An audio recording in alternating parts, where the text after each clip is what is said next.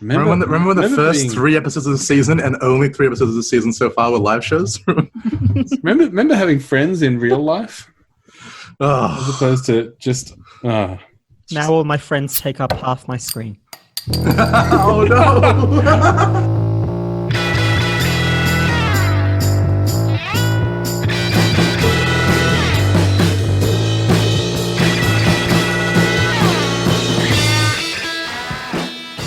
All right, we should probably start this the way we always do, with clinking of the glass on the microphone. Yeah. Okay. But I feel like we should have a second silence before we do the clink, right? So we have a pause, so Mitch has a time to obviously start from. No, that's fine. Okay. That'd work.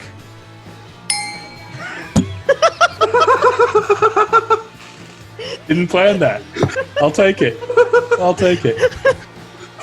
Thank you for coming to my yoga class. It's on. None of us drank. Let's do it again.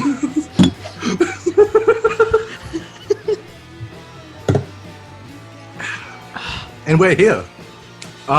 What's my first line? That's right. Welcome to Science Under the Influence.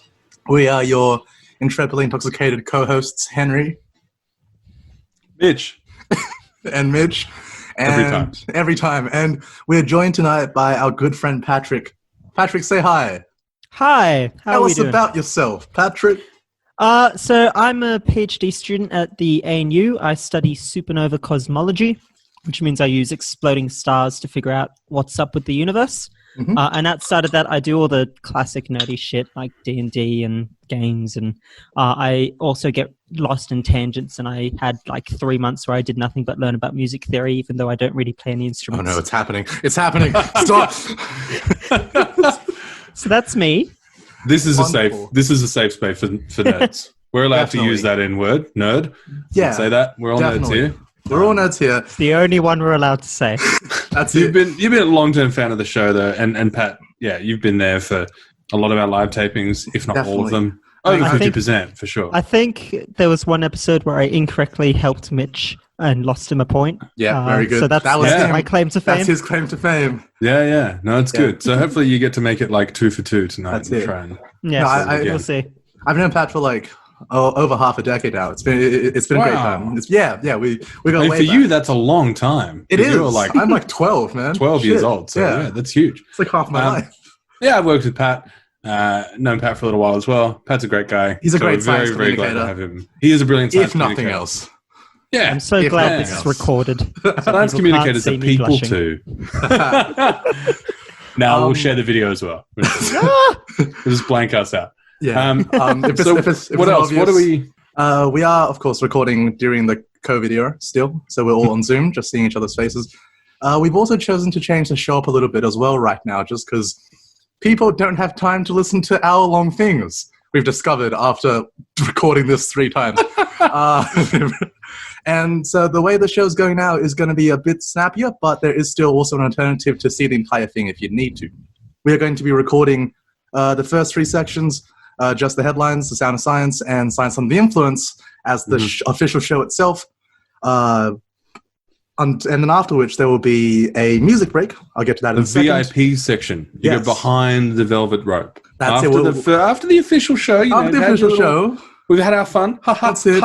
What a good time. And then you stick around. Jump right in, right? And it gets messy. That's when it gets exciting. The second half of the show will be made as one whole show, as an extended cut, which is going to go on YouTube. So the first half, the official show, will be the episodes that go on all the streaming platforms like Spotify, etc., etc. For your podcast time. That's it. But the second half is just going to be, we don't fucking know. It's just going to be shits and gigs. There'll be stuff. We have stuff, but we also have nothing.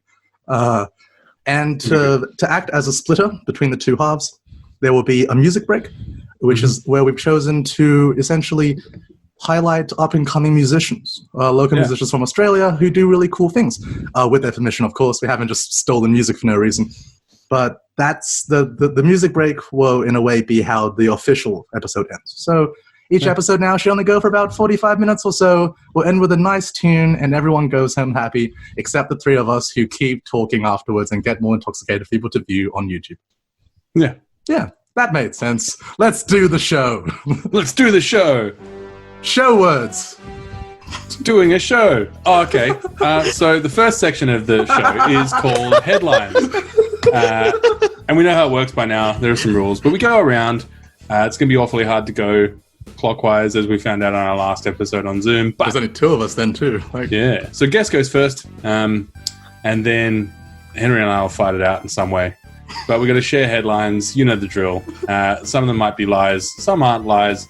And the other people are going to figure it out. And you lose a point if they get it right. Yes. They figure out whether you're lying or not. So, whenever you explain something, Mitch, it always just sounds like you've forgotten what it is after a year of this. I remember just as I'm reading talking. the rules. It's very cool. Both. Column A, column B. There you go. All right, so Pat, what's your first headline? First headline. The headlines themselves, sorry, I should mention, has to be word for word accurate or completely false. So we can't have any 50-50 accuracies, it has to be completely legit. None of this plagiarism. We're a serious science podcast. Serious this will be put through Turn It In. podcast. Is that a brand name? It's I don't know. I'll leave it in. Oh, well. And every time someone gets the headline guessed incorrectly, they lose a point. They take a shot as well. We're all going to die. Let's get started. Okay. First headline. Buffed up avatars deter us from exercising hard. It's true, isn't it? Not the headline. The last word. Not the headline, just exercising hard. Oh, deter us. Deter us. Oh, yeah. I will say there is a hyphen between buffed and up. Okay, that's good to know. I appreciate that. I'll say. I'm gonna. Yes. After you. No. I reckon it's true. Okay. I reckon it is. Okay, so the other thing I don't think Mitch said was these headlines had to be from the last year, and it's could this have happened in the last few months, or is this something earlier where it's more accurate? I think. Yeah. Look, I'm gonna say it's false. Okay. It is in fact true, so only one shot for me, correct? Only one shot for Pat. Only one shot for you. And no one else does anything.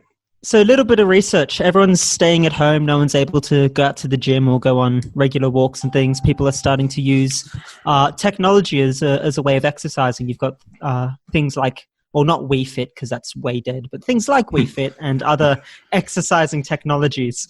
And the research found that if you make your avatar on the screen look how you want to look, slim, sexy, strong, you don't work anywhere near as hard as if you make the avatar look realistic. Oh, that's good. And they suggest it's because people have this kind of association with the avatar and they think, oh, they look fantastic. I've already done enough work. That's so true. You have to be hating yourself. That's interesting. That's why I wear my fat pants to the gym. Remember gyms? They were a good time. Cheers, Pat. How good are Gimes? Well done, Pat. All right. I'll go. Yep. That was Pandemic quick. Board game sells out as coronavirus sweeps across Australia. True. I don't reckon it would sell out. I reckon you just thought it would be funny if the pandemic board game sold out. I think that's false. Okay. Well, here's the thing, right? I was originally going to make this one of my fake headlines, but I went, better check it on Google just in case. It's true. This is a real headline. This happened. The pandemic board game has sold out in various parts of Australia, at least, which is insane because I bought one a week ago for the same. I am the problem. Wow, I'm the problem. Nice. Henry's the problem. Is that the original board game or the OG? Like a million different versions. That's so cool. Yeah. While Henry's tucking into his first delicious shot and losing a point, the origin of feces. Okay.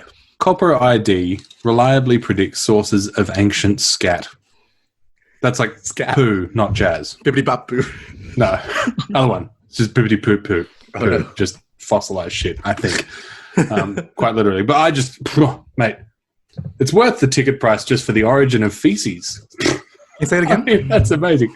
A whole headline. The origin of feces, Copper ID reliably predicts sources of ancient scat. I think that's true.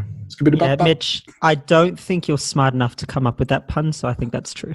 That's true. Yeah, and hurtful. There you go. It's true and hurtful. That's two. Is that two shots? That's two, my friend. Yeah, and negative two as well. Chocolate-flavored bullshit. Every time he's surprised, he hosts the game. Every time he's surprised that these are the rules. Okay. Chocolate somehow makes it worse. Let's go!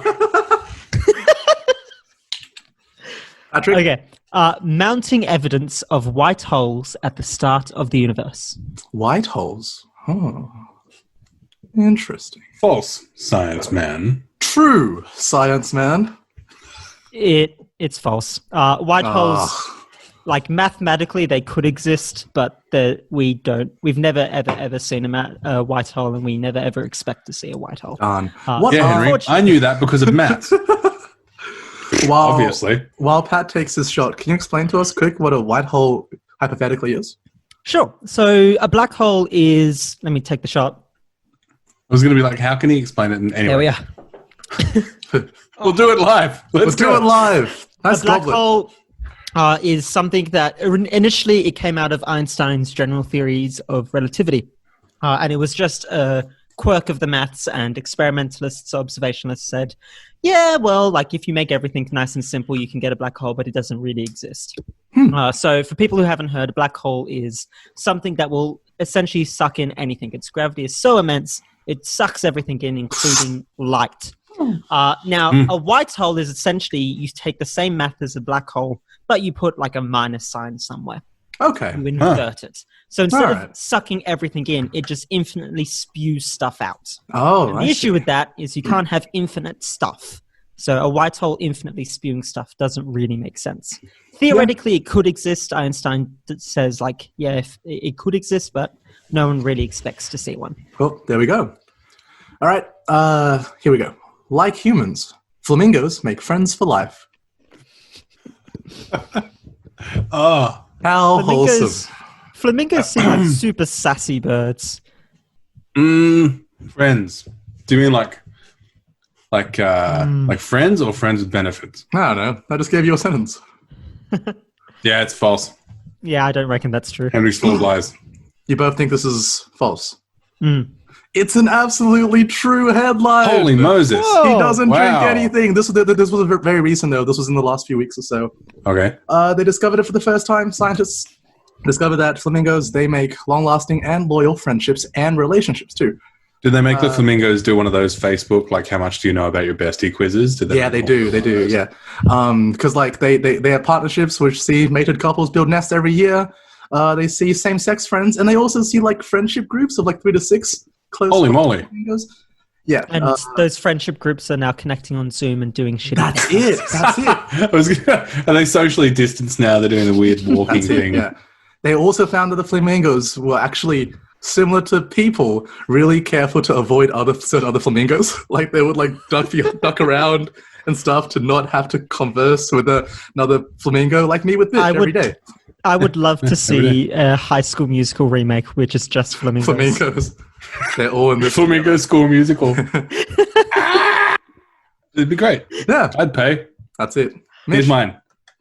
New scavenger technology allows robots to eat metal for energy. Plausible. But also plausible deniability. For energy. For energy. That's what I said. Nom nom nom. I now am refilled. Just like people. They really are just like Mitch, what happened to all your forks? I'm going to say yes, because I feel like energy is something. I feel like there's like those inverted commas around energy, right? Yeah. I'm going to say yes. Energy makes me suspicious because I don't see how you could efficiently turn any metal into energy. I don't think that's true. Okay, we got one of each. Mitch? Ooh, split deck. Here we go. Okay. It's true. Okay. Yeah. Yeah. It's true. So, that's it? Okay. Within electronics, it's from the University of Pennsylvania. So a metal air scavenger. They've got these sort of new things developed. So when electronics need their own power sources, there are 2 basic options, batteries and harvesters. So batteries store energy internally, but are therefore heavy and have a limited supply. As we know, harvesters such as solar panels collect energy from their environments. But blah, blah, blah, blah, blah. And yes. So this thing is basically like a solar panel. Yeah, some words. And they use the chemical bonds in metals. Nice. Good stuff. cool. It's interesting. You can check it out. Mitch, take a shot. Yeah, Pat, yeah. give us your next headline. Okay. Are you ready? I'm ready. Mitch is taking a shot. I'm ready. Did Uranus get smacked so hard it spun sideways?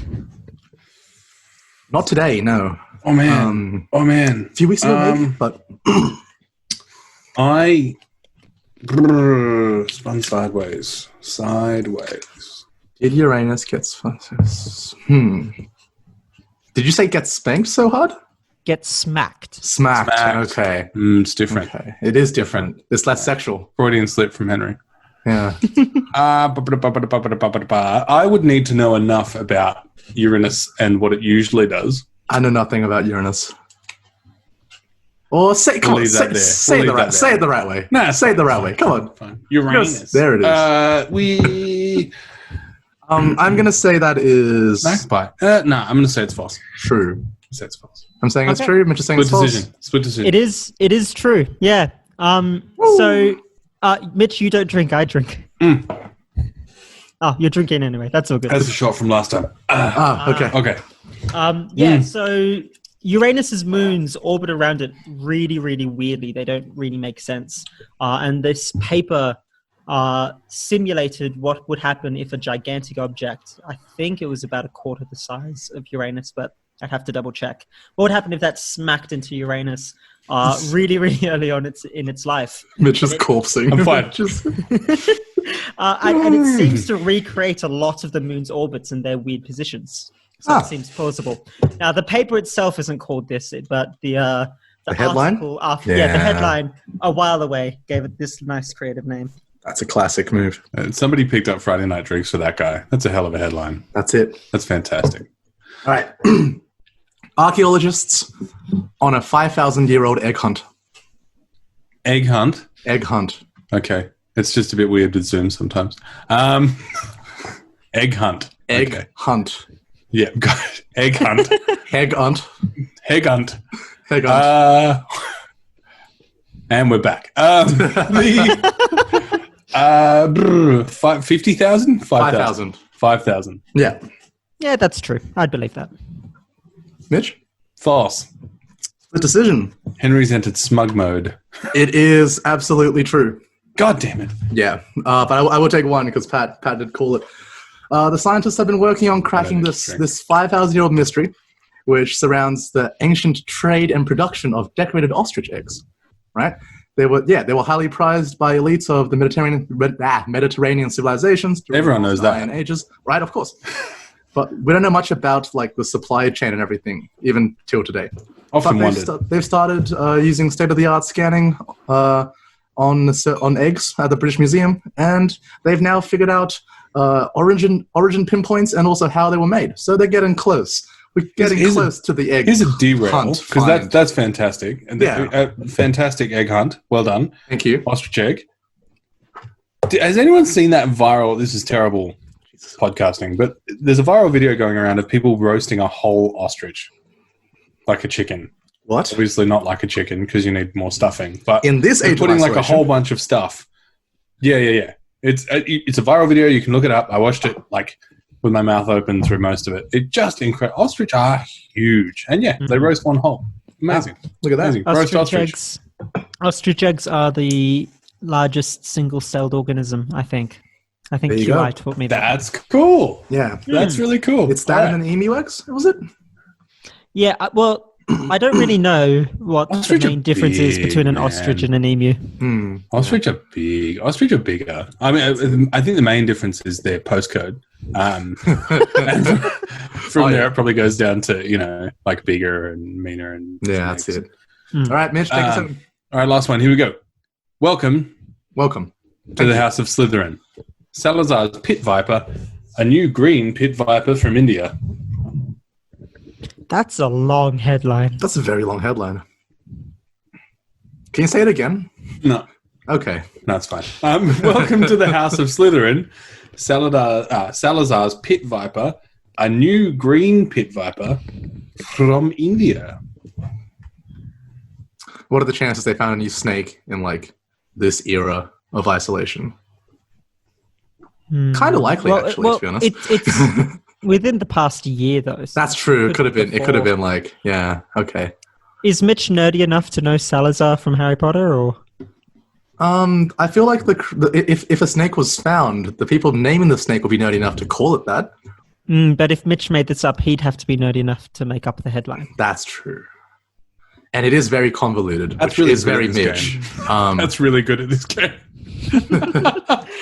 I've been power gaming. I've watched all of the episodes. I've learned all the He's secrets. watching tape. I will He's watching win. tape every day. It's got it. Swing the leg. I'm going to say yes. Yeah. I think that's true. That's so much Baileys. All right. Woo! Yeah, it's true. It's true. It's great. So these guys, place is called Arunachal Pradesh. Probably messed it up. That's In not bad. India, Give it a good go. part of the Himalayan biodiversity hotspots. Scientists found a new snake. Apparently it's green pit viper, green with some yellow stripes, and they named it Salazar Slytherin, which is the founder of the house, not the Malfoys or Severus. Very Is good. that its scientific name? Scientific name is Trimeresaurus Okay. Salazar. Cool. Okay. Oh, Salazar. okay. And it was discovered near Bucket Tiger Reserve. Not Not bad. Tiger, Tiger Reserve. Wait. Tiger Reserve. Tiger Bucket. Reserve? Tiger Reserve. Tiger. Okay. Tiger. I wonder if there's any copyright issues with naming something after a book. Maybe. I don't know. Yeah, like you can't name your snake after the book. But yeah. Yeah, it's Maybe interesting. There you go. Still finding big snakes. Maybe this snake was actually gay all along. Just think about that. Oh, that's amazing. Maybe the snake, in the end, it will redeem itself by going extinct. Great. That's dark. And at Well, the end where are we of this section, I am sitting on a nice little lead on -2. Pat's done. 1 behind me on -3. And Mitch, you are on -5. You've taken 5 shots in what seems to be like 20 minutes. Good for you. Yeah, I'm having a great time. All right, next section. Sounds of science. We have all prepared a sound from any region of the science, and we are going to play it for the other two. The other two must then take a stab as to what that sound is. And there are up to 5 points for grabs here. So essentially, 5 points max, i.e. if the other person guesses it exactly right, but then the person offering the sound can choose to give, 1, 2, or 3, or 4 points if they're kind of close, because this is from anywhere in science. It will be a very specific thing. So with that said, Pat, would you like to start us off? Absolutely. Are you ready? We're ready.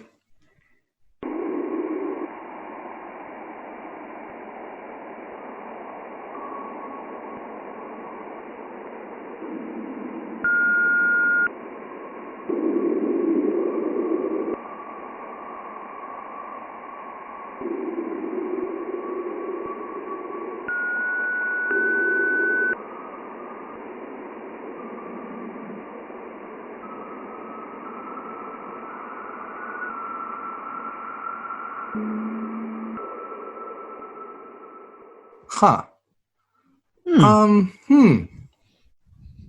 Mitch, do you have any thoughts? Up to 5 points. Yeah, I got some thoughts. It's something in space, and it's transmitting some sort of signal back.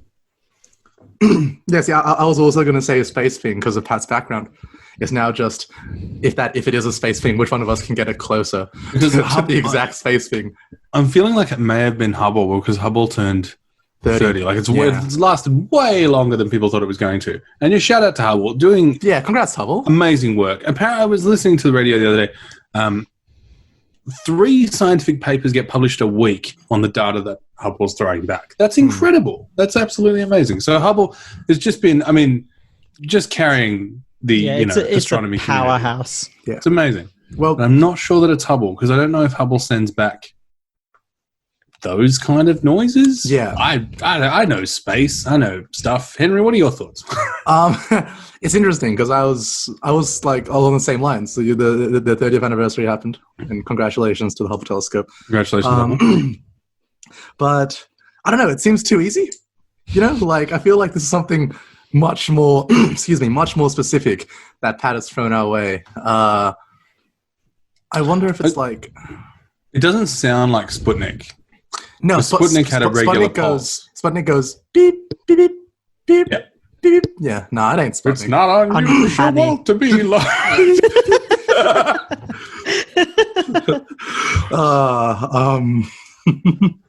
Except it'd be in Russian, which I'm not going to do because racism. But that's it. You know. I wonder if this has something to do with something SpaceX has done. You know, I wonder if this is like there's a lot of noise on the signal, but maybe something to do with a Falcon Heavy launch or something. Maybe a little Starman trying to figure out the keypad in his garage. Dude. Maybe some sort of could it be the Starman car? Is that even sending anything back at this point? Because I know you can still see it live. You got to pick mine. All right, here's my full answer. Go on. Mine is something in space, man-made, transmitting signals back, and it was sent out quite a while ago. Okay. More than 10 years ago. That's my thing. Mine is something in space, man-made, sending signals back. God damn it! But made in the last 5 years. Okay. Now, can I award points to multiple people, or is it whoever gets? Yeah, you can. Okay. You can award points. So up to 5 for each of us. So it was something in space, man-made, Henry. transmitting signals and sending, and either old or new. Yeah. You're right that it's something in space, but not much else is correct, unfortunately. Oh, damn it. One each then, I guess. Yeah, 1 point each. I'd be happy with that. So this is actually the sound of Jupiter. What? So what they've done is they've found some like plasma signals, which is if you've seen the Aurora Borealis, it's Aurora Borealis. That. Yeah, but on Jupiter. I saw it. It's blue. Yeah, I saw it. It's really Unbelievable. Cool. So this was data from 2017. They've taken those plasma signals and converted them into sound. The plasma signals are normally at something like something like 150 kilohertz, which is way above what humans can hear. So it's all shifted down into a range that people can hear. But it's it's like little plasma waves coming off of Jupiter. Wow. And so those peaks are like really bright spots, essentially. Yeah, that's awesome. That's great. Man, you know why I knew that the Aurora were blue on Jupiter? Tell me. And why, Henry? Why, Mitch? It was fucking Hubble. That's why. Oh, wow. Yeah, took the pictures. You know, I heard... Sent them back. Hubble out there doing work. Hubble doing work for 30 years. Wow. I did. I heard that too. What? Yeah, I don't know. I heard it on this great science podcast I listened to. Not this one. No. There's no such thing as a fish, that one. Who goes next? That is. I will. I will go next. And here is my sound.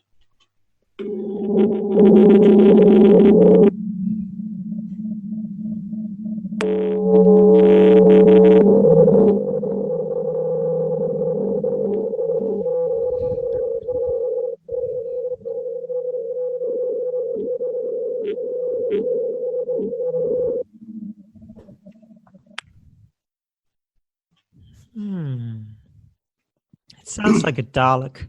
Oh, yeah. Like is that your final answer? Old school Doctor Who sound effects. Sounds like the hottest indie signal of 2021. Or the intro to it. Serious but. Is that your final answer? No, it's not. I don't think it's a serious but.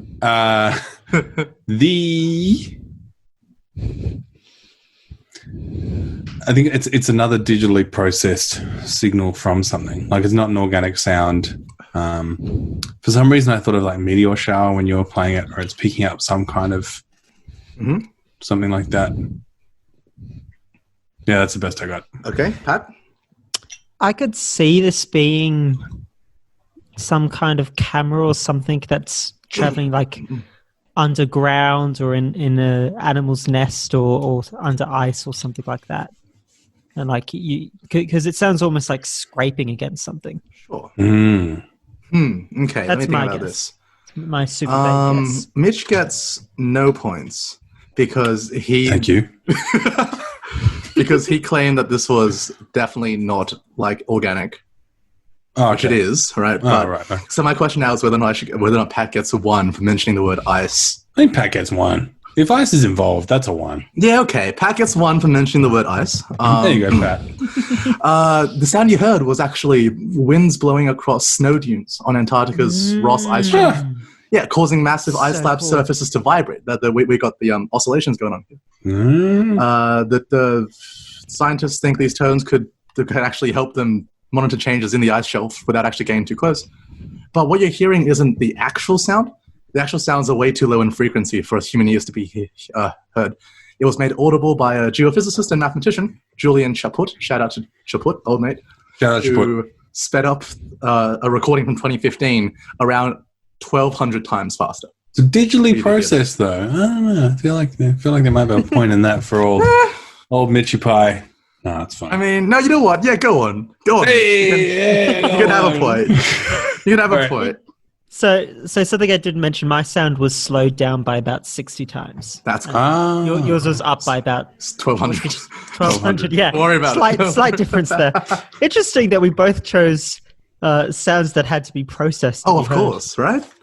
All right, if you Mitch. stick around until after the main show and go to the after show, I have a huge rant about that. Oh, no. Oh. What a segue. Man, I'm tuning in for that. I'm tuning in for the after show. What is going on here? I'm tuning in for the uncensored, fans only section. I can't wait to be section. I can't wait to be here for the after show by pure default because I'm hosting the program. That's fair. All right, here's my sound. Mitch, take it away. Got it. Here we go. It's just loading. Oh, I got it. Is it Mitch saying words?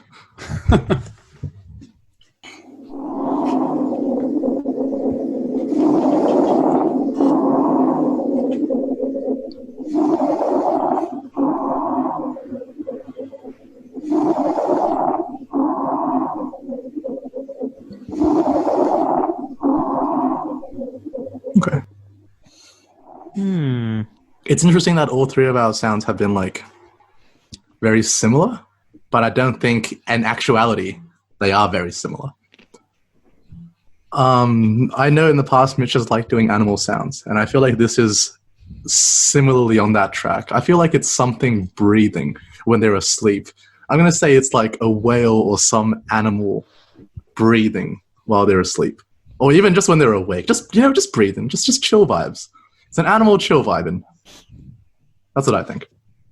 So the sound seemed to repeat multiple times. It sounded like it was the same sound again and again, which suggests to me maybe it's something different. I reckon it's the recording of some kind of wind in an experiment, like a aerodynamics experiment or something along those lines, like recording wind moving through a particular tunnel or a particular shape. Okay. There are answers, Mitch. Grade us. Cool. All right. Well, I'm very sorry to say, because Pat's been just knocking it out of the park so far, but it is nil point for Pat on this one. Henry. Yes?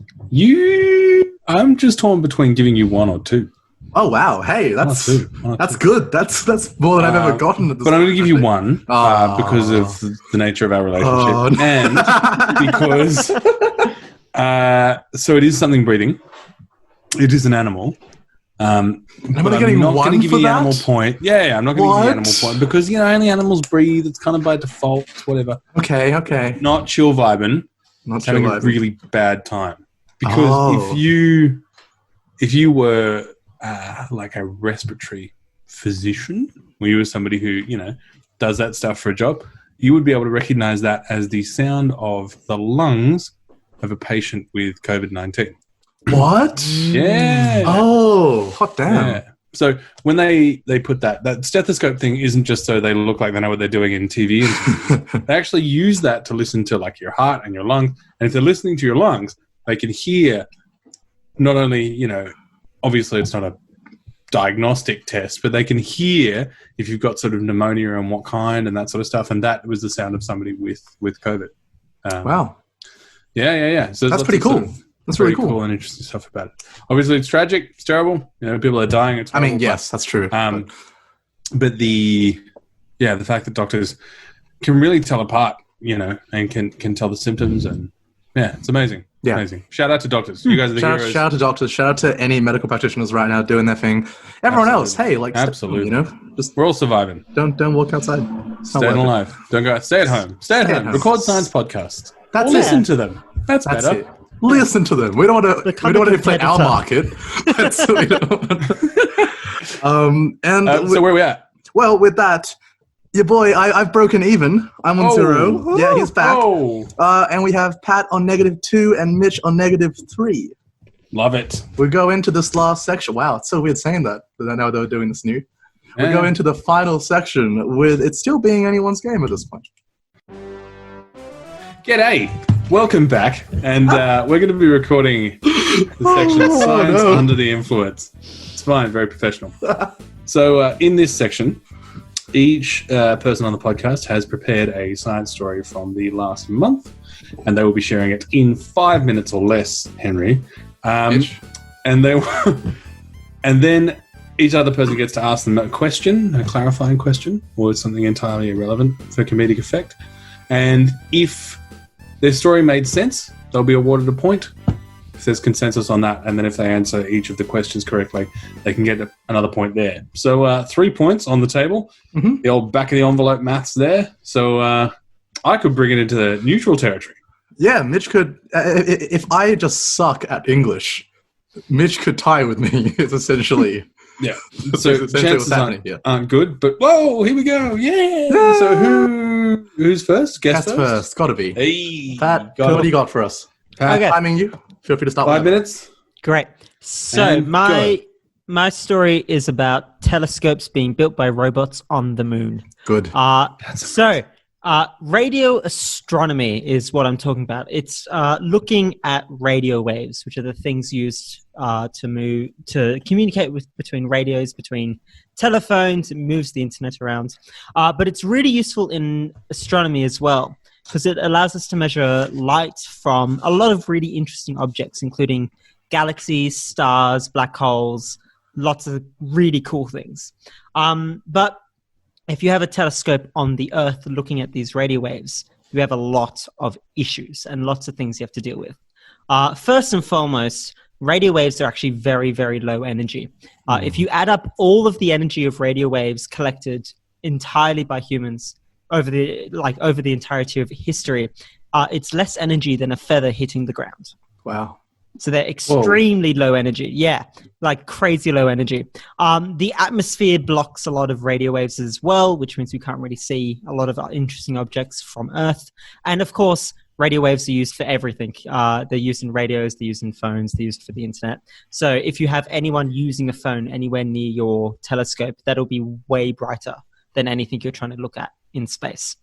So to solve this, NASA, you can either get a really, really big telescope like the Parkes telescope on Earth, which is a really big radio telescope, or you can get a lot of smaller telescopes on Earth, and they kind of add up together to be a big telescope.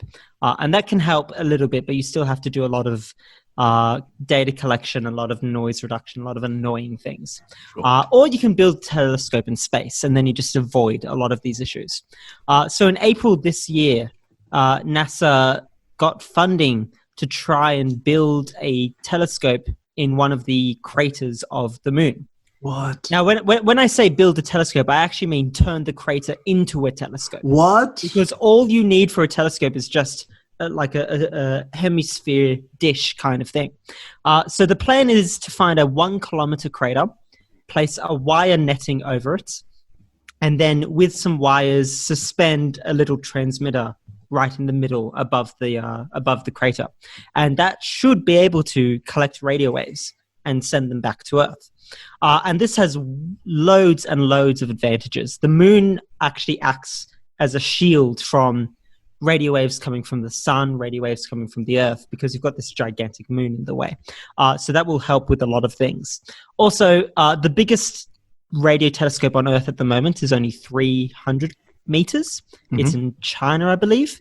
And this crater will be roughly 1 kilometer in diameter. What? So it'll be easily the biggest telescope in the solar system, essentially. And the really cool thing is because it's so big, it'll be able to detect radio waves that have wavelengths of 10 meters. So normal light has wavelengths that are nanometers in size, but we'd be able to detect light that is 10 meters in size, which is insane. Like, we've never been able to do this before. So if they can get this on the ground, if they can actually send robots up there, if they can build it, then we will have one of the coolest telescopes in the world.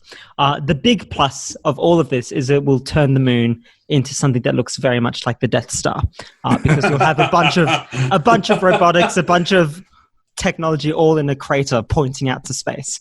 So it's really, really cool, and it's super, super exciting. Yeah. Wow, great. That was under 5 minutes. Nicely That's done. awesome. Maybe it's like the lack of alcohol talking from my amazing performance in that first round. But that was one of like the most concise explanations this show's had. It was fantastic. Mitch, right? Yeah. Like, no, knocked it out of the park. Like, to the moon! to the moon even. Yeah, to the moon even. That was very solid.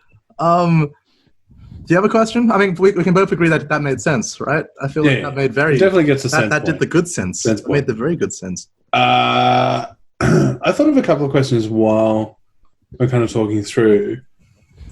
Do you want to keep thinking while I give one, or...? No, I've got one. You got one? So, Okay. With this kilometer-wide crater that they're going to find on the moon,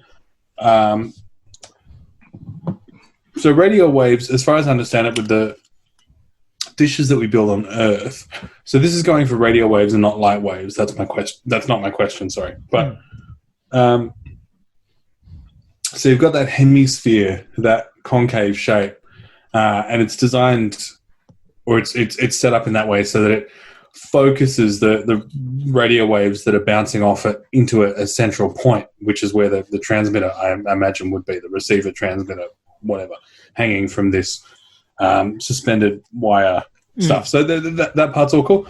I was just wondering if there are, because the moon is very dusty, and it has quite maybe an irregular surface in those craters. Would that irregular surface, or with the nature of the kind of structure of the moon's surface being what it is, affect the reflection of the radio waves? Yeah, that is a great question. Now, so what they're doing, they have wires suspending a transmitter, like you said, but they're also laying a wire mesh down over the crater, which I believe will have that nice parabolic shape. That means everything is focused into the transmitter. So even though the crater itself is really irregular and not really good for focusing things, I believe the wire mesh is more than enough to focus everything. Because the cool thing about radio waves is they will bounce off absolutely anything. Most like radio telescopes are just hunks of metal. There's nothing really special about it. So a wire mesh is more than enough to collect 10-meter wavelength radio waves and focus it as much as you need. So the wire meshes do the actual focusing of the crater. That's really cool. The crater's just convenient because it's already dug into the earth and they don't need to do any more work. Sweet. Yeah, I'm happy. Nice. That's Great. a point. Give him a point for that. 2 points. Pat's broke even. Congratulations, Pat. Woohoo! That's all I ever wanted. I can leave the show now. This will either be like, I mean, this is probably going to be an easy point from my end as well, but it'll be a much easier point if I just didn't hear you say these words in the first 30 seconds. But what is the name of this mission? The name of this mission. I do actually know the name of this mission. I just don't have it with me right now. Give me just a moment. It is the Lunar Crater Radio Telescope, or the LCRT. And it's actually going to be placed on the far side of the moon. So the moon that is dark side. opposite us. Yeah. Oh, the dark side. Which is super useful because then the moon is in between like the telescope and Earth. So we don't have any kind of signal from Earth messing up all of our observations. But how are they going to negotiate with all the aliens and like the one world government and Hitler's holiday house and all the other stuff that's meant to be on the dark side of the moon? That's true. They're just going to... That's tough. Real estate's pretty...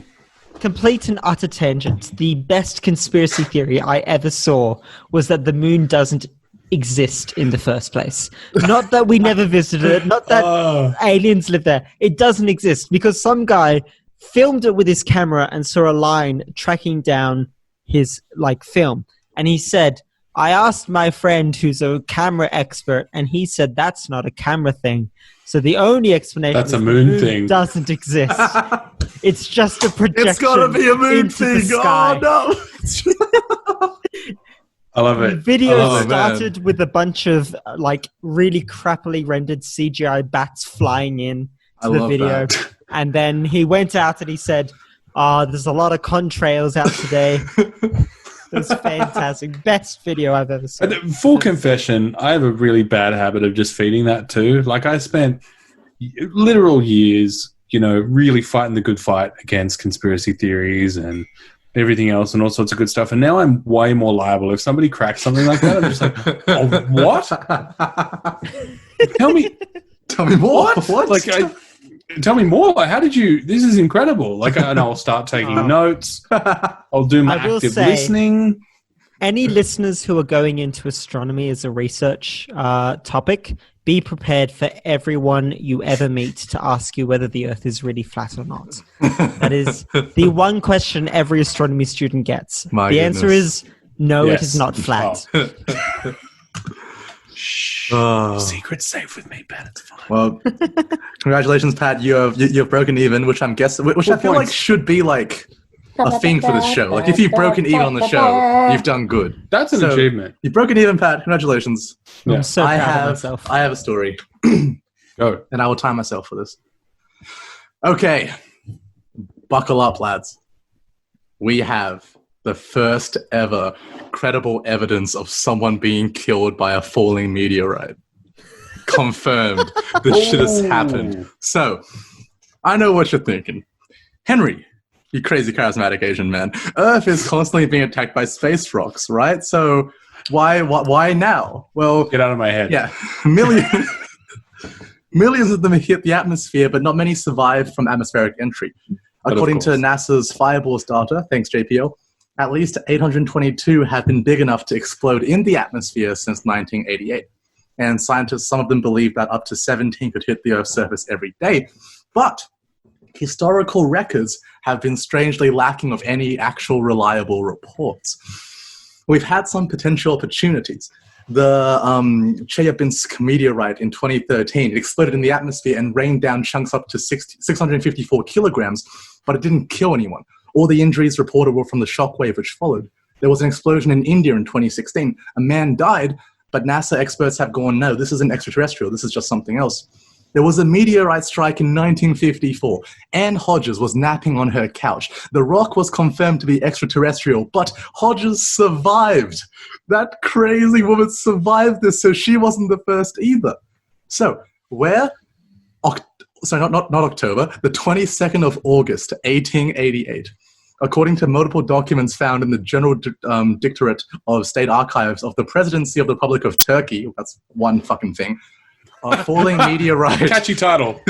A falling meteorite. President Turkey. That's it. A falling meteorite had hit and Turkey. killed one man and it paralyzed another in what is now, how do I pronounce this? Sulaymaniyah in Iraq. I butchered that, I'm sorry. 3 different documents have described the incident, and they were all government sources, including one from the Grand Vizier. They were written by local authorities around 8:30 p.m. that evening's local time. Meteorites kept falling like rain for about 10 minutes on a small village, and there was also crop damage alongside the death and the injury. Now, the researchers, big shout out to Ozan Umsalan, Asif Bayat, and Peter Jeniskins, these 3 sick lads, they found this out.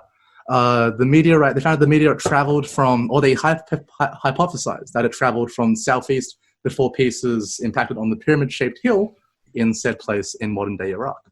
Now, more records could be out there, and the team they're still just combing through archives right now, trying to find even more information. They believe that even maybe a reply from the Sultan at the time, maybe in these documents somewhere, it's just all in this archive that they're still looking forward, or that they're still looking around for. But the discovery of this, it points out a large gap in our knowledge of the historical world. Historical records of many non-English documents are just being understudied.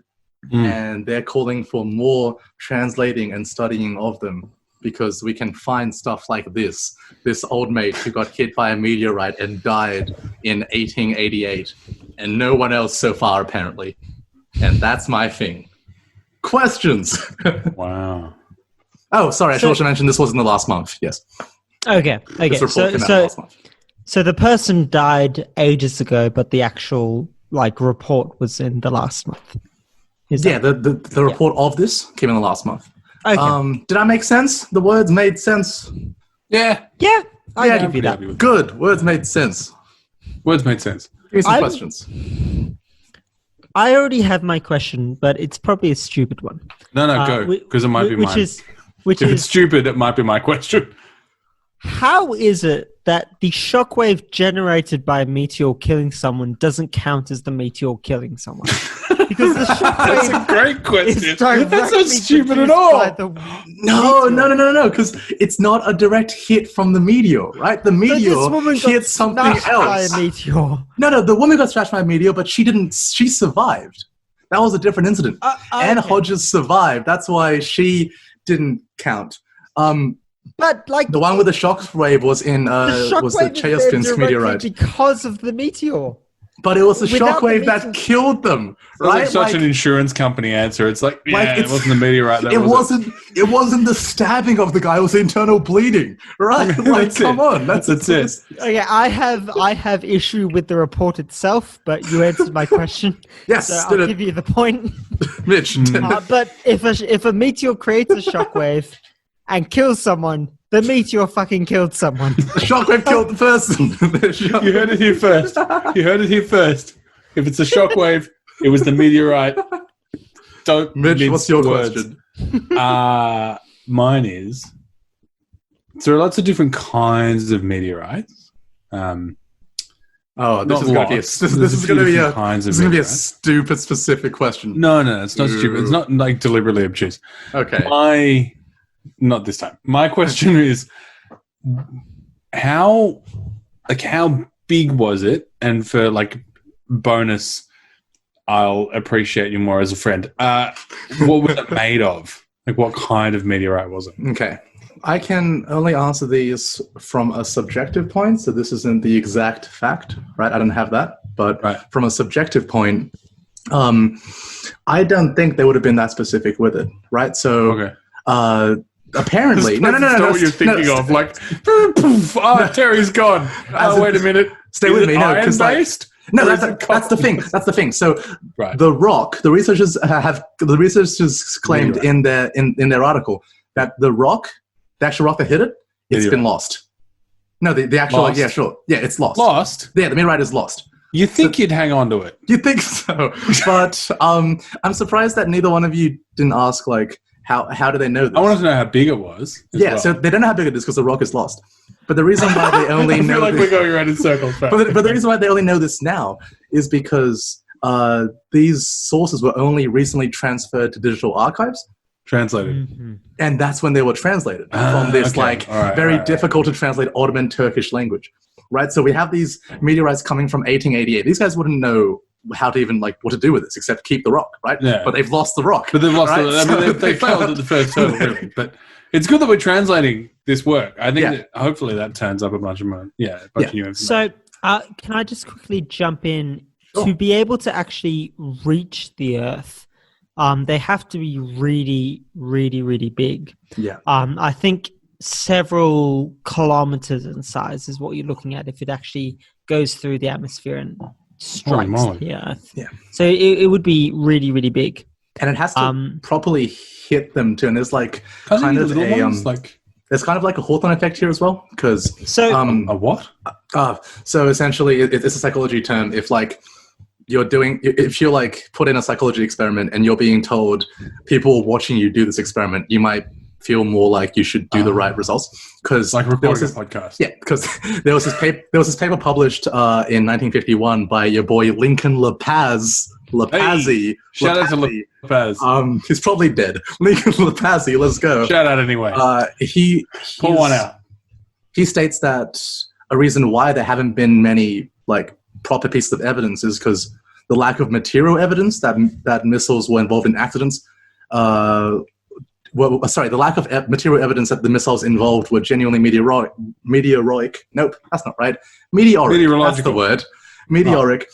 And the impossibility of subjective eyewitness questioning has contributed to. Right? Because, like, if you kind of go up to someone and you're like, hey, this guy got hit by a thing. Did you see a thing? The person kind of might just be like, yeah, I saw a thing. Yeah. I'm cool and hip. I saw the thing. Don't worry about it, right? So, like, old mate La Paz thinks that's also contributed to it as well. Okay. Does my answers satisfy your question? Yeah. No, I think you've feels good. And Mitch, just one other thing. Your other question was, like, what is the meteor made of, right? So any meteor that makes it to Earth is almost certainly just pure iron. Right. Because anything else will be burned off. The only thing that will really survive is iron.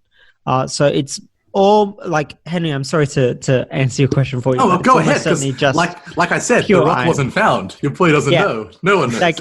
Because if it was a comet or something which is made of, like, ice and stone and shit like that, it would be burned up in the atmosphere. But iron is able to, if it's big enough, able to survive the trip through the atmosphere. That's it. Which is why if you're playing Minecraft and you're near lava, you know there's some iron nearby. Just keep looking. Just keep digging. You'll find it. Dude, amazing. I've been in a Minecraft phase for the past 6 months or something. It's been seriously affecting my uni studies, which is an issue. This is going public. Confession hour. Sorry to Pat's supervisor. My supervisor.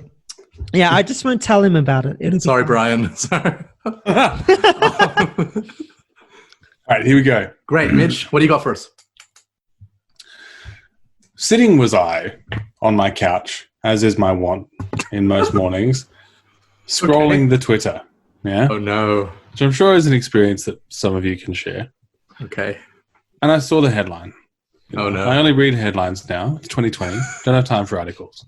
And the headline said, global insect population down 25%. And I thought, fuck, that's awful. That's awful. We need more insects than that. Surely you can't lose a quarter year on year. That's bullshit, I thought. What do I do? Not much.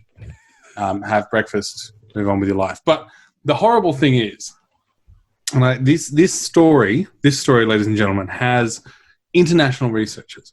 It has mystery. It has subterfuge, and it has a happy ending. Oh, so, lovely. You have 4 minutes to tell it. And we need all of these. No, I know. There's just a little bit of preamble. That's what we call, like, establishing sort of pathos. That's it. No, it's important. Yeah, pathos. We're emotionally pathos is important, yes. Yeah, pathos is important. So, old mate, Roel van Klink from Leipzig University has completed a meta-analysis of 160 long-term insect population studies across 14 countries. No, it's a German terrible accent. German accent. Thank you. That's for our 4 German listeners. Shout out to you guys. Thank you very much. Guten Tag. I believe it was 11. They got 11. So all 11 are going to be rolling in the aisles on that one. So old mate from Leipzig University, right? He went through this meta-analysis, which is a study of looking at these a study of these research studies into insect populations and their decline across the globe. And what he found is he called Scheiße. He called bullshit. He called absolute bullshit on this because the actual rate of decline, if you run the meta-analysis, is only 9%. Also, freshwater invertebrates, insects to their friends, are increasing. Their populations are increasing by anything up to 11%. Also, the data's kind of patchy and it's all over the place. And this is one of those classic cases of publication bias. So for those of you playing at home, if you're a scientist and you want to get a paper published, say you're an insect, you're an entomologist, you want to publish a study about researching the decline of insect populations or that kind of thing. And what your study finds is that there are exactly the same amount of insects in this location in this year and this year. The chances of you're getting published are not great. Yeah. So you're much more likely to get published if you say, oh, insects in this region have declined 30% year on year because that'll sell the journal.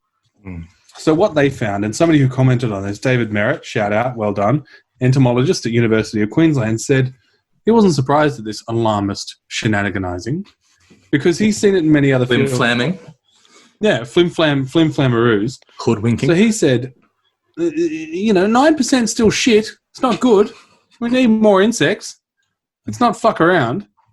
I mean, we're not here to fuck spiders. It's probably the No most one's here to appropriate fuck use of that spiders. idiom that I've ever had the chance to use. But also, freshwater, only 2.3% of the Earth's area. So that's still not great, even if it is increasing 11% in freshwater. And that's because of good catchment management. So here's your happy ending, all right?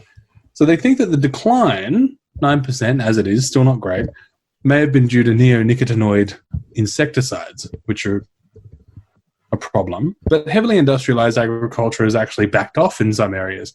And what they're finding with the data with these insect loss is that there's a lot of variability. Some areas are actually doing okay. So the fall of the Soviet, the USSR has actually seen plenty of areas which were heavily industrial agricultural, words. Yeah, you got it. Agricultural. During the Soviet time are now, the insects are doing great. They're coming back strong, doing fine. And then other parts may actually be seeing a little bit more of a decline. So increasing urbanization, climate change makes you want to throw your hands up. But because of improved catchment management and farming methods, insects might actually be doing okay. Not doing too bad. So Merritt, again, well done. Shout out to him, was saying that actually in Australia, it's because of drought conditions that the insects haven't been doing too well only recently. Not captured by Van Klink. Amazing name, by the way, Roel. Shout out, my dude. Right, Van Klink, fantastic. Wasn't captured by his meta-analysis, but saying that in Australia, some guy calling into Talkback Radio said he drove all the way from, and I quote, Alice Springs to Adelaide and didn't hit any bugs. But if you don't go by some guy's analysis, we might be doing okay on the bug front. Not bad. That was it. That was 5 minutes. That was really good. That was clean. Now, Mitch, it may just be because I'm incredibly drunk at the moment, but I'm not entirely sure what the point of that was. No. It had a point. His point was... So the original article said that insects are, like insect populations are declining, but there are many reasons why that article said that aren't entirely valid, including propagation bias and stuff. Am I understanding that correctly? Yeah. So yeah. From what I got, Mitch saw this article that said that insects were going down 25%, but then a different old mate has come and gone, this old mate, Van Klink. fucking Van Klink. Fucking Yeah. the Klinkinator. Shout out. The Klinkinator was trying to just get his journal published, his article published in the journal. Meta-analysis, mate. Yeah. Meta-analysis. But the actual number, according to other old mate who's not Clinky, is actually only 9%. Is what I'm hearing. It's not really a feel. And freshwater invertebrates up not- 11%. Heaps more. Okay, look, I was able to get the gist of that, so I'll give you the point. Yeah, no, I had to give Mitch the point as well. Mitch has got +1. You got a question, Pat? I'll let you go first. I'm still thinking Great. of the question. My question was, is even, and this can be for either article, right? This can be either for the Klinkinator or for what's the other guy? Merritt didn't write an article. He just commented on it. Oh, okay. Or old mate. So Okay, it's in all that case, meta-analysis. per the Klinkinator. per the Klinkinator, which insects are copying it the hardest? Insects would be bark. Which ones are copying it the hardest? Yeah. Terrestrial. Yeah. So the ones that are actually copying it are the terrestrial, like land-based insects. Okay. For all the factors that were discussed in the study. Yeah. But it varies greatly, as Klinkinator said. Such a good name. As Klinkinator said, it varies greatly by location. So just making these... I mean, who knew? Who fucking knew that, like, Twitter headlines, sweeping generalizations, 25% of anything going down, weren't entirely accurate to the fine-grained level of, say, countries. So, yeah. Wait, Van Klink. That sounds German. Have we just alienated the German population after bringing them back a little bit? 11 viewers have just unsubscribed. Oh no! Mitch Deleted all your podcasts. Mitch hooked them They're in gone. and then threw them out again, Yeah. as if they were just some common bass. Oh no! Science Under the Influence would like to apologize to our German viewers. Or listeners, as the case may be. That's it. Pat, you got anything? I'm happy with that. Okay, so you said that one of the main issues, or one of the issues, was the publication bias. Gotcha. Did they actually measure publication bias in any way? Was there any objective measurement of this was published because it's snappy, or was it just someone stating something? The short answer is no, and I think that's why they went to Merit as well to support their claim, because they claimed on the basis of Van Klink's work that there is, and Van Klink highlighted this himself, that there is a problem in terms of these sort of population or entomological studies, really in anything, right? Let's call it out exactly for what it is. Scientific publishing has a massive problem with not publishing null or negative results. That statement should be printed above the door of every research institute in the world. There you go. Absolutely. If I was, if I had my finger on the button, that'd be a call. And it wastes a tremendous amount of, as Van Klink actually points out later in the study, it wastes a tremendous amount of time and money and effort. And it means that we can't target interventions towards the places that they should be, because people are chasing, wild goose chases, trying to find these locations where it's been reported that the declines are absolutely dreadful, where if you took into account the full scope of the studies that had been performed and not published in the area, you would find that the reality on the ground is much different. Massive problem in science. Yeah. There's publication bias where only the sort of sexiest, and by sexy, in this case, I mean the more dead insects you've got on your hands or that you find in your study, the sexier that is to publish. Massive issue. Yeah. 100%, I will give you that point. I will just slightly, at least in astronomy, slightly disagree. Astronomy has this fantastic website called Archive, where anyone, it's spelled ARXIV. Yeah. Yes, shout out to Archive. Pre-publication. That's where it's at. That's where all the cool kids hang out. Yeah, it is the most amazing website in the world, because anyone can publish a paper completely free of charge, and it will be published. That's amazing. Talk to me about the free of charge thing as well, Pat, because you're a PhD student right now. You're looking, I imagine, towards academia. I'm in the process of writing a paper at the moment on a supernova, where we've captured the very, very, very early part of the supernova. Cool. I haven't gone through the process of actually publishing a paper on Archive, so my information is not entirely accurate. Be aware of that. But you are able to put up a paper as a PDF document, and as long as it abides by certain guidelines, it will essentially be free for anyone to look at. This is in contrast to many classic science journals where there is some kind of paywall which stops just anyone from being able to see that. You have to be a university student, where your university pays for access to these papers, or you have to pay yourself to actually get access. Archive allows anyone to see the papers free of charge, which is so important. It's something I'm really, really, really excited about. That, I think the worst part of science is the restrictions and the elitism that comes with it, where people are restricted from learning as much as they can learn. This has gone on to slightly more of a political topic. No. We're a science show. And this show was born out of a show that was critiquing shitty practices in science. Yeah, that's it. The best part of science is people are able to study and learn about whatever they want. The worst part of science is there's this idea that scientists are smart old white men in lab coats who do things and talk in Latin, and no one can understand it. And I'm seeing things starting to slightly change. There's lots of fantastic organizations that are helping introduce science, communication science, understanding within just the general populace, so that people are able to access science and not think it's this big scary thing and you have to go through 3 years of undergraduate and then 5 years of PhD to understand. And I think it's really, really important that the access to science is made really accessible, really free.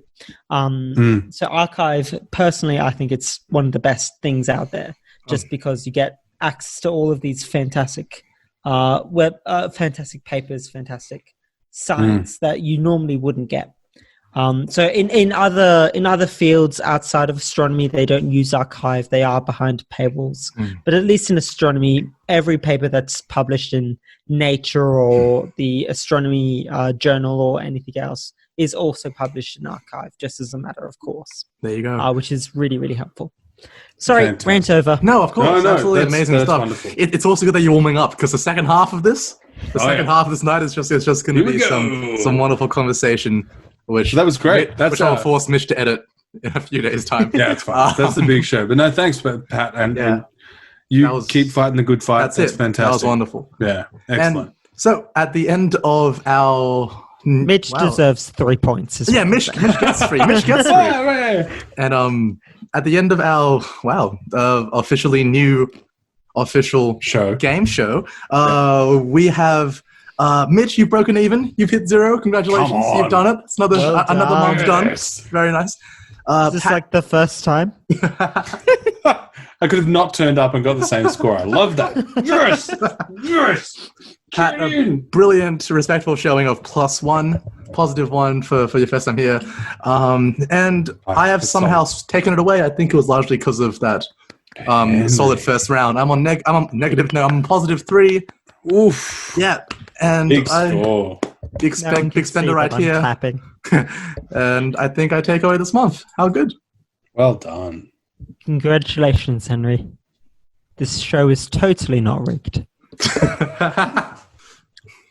And that brings us to the end of the official episode's show. And in a rare occurrence, which will probably never happen again for the next few months, Hopefully. your boy has taken out the monthly prize of just self-satisfaction, I suppose.